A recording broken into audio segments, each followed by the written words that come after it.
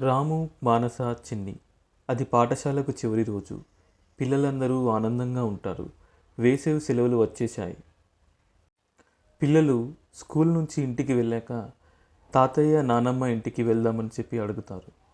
దానికి వాళ్ళిద్దరూ సరే అంటారు.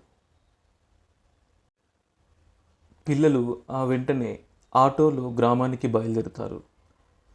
మార్గమధ్యంలో పచ్చని చెట్లు, ఒకవైపు మామిడి తోటలు, పక్షుల గీతాలు వాళ్ళని ఎంతో ఆకట్టుకుంటుంది. ఇంటికి చేరుకుంటారు. తాతయ్య వాళ్ళకి మామిడి పండ్లతో స్వాగతం పలుకుతాడు. నానమ్మ వారికి ఇష్టమైన పకోడీ పెడుతుంది. ప్రతిరోజు ఉదయాన్నే రాము తాతయ్యతో కలిసి పశువుల శాలకి వెళ్తాడు. మానస వంట పనుల్లో నానమ్మకి సహాయం చేస్తూ ఉంటుంది. చిన్ని గ్రామంలో ఉన్న పిల్లలతో ఆటలాడుకుంటూ ఉంటుంది. రోజు మధ్యాహ్నం మామిడి పండ్లు తింటూ చెరువులో ఈత కొడుతూ ఉండేవారు పిల్లలు. సాయంత్రం మేడ మీద ఆకాశంలోని చుక్కలను చూసుకుంటూ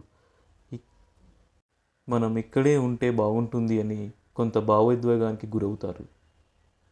సమయం వచ్చేసింది. వేసవి సెలవులు అయిపోయాయి. పిల్లలందరూ తిరిగి ఇంటికి బయలుదేరారు.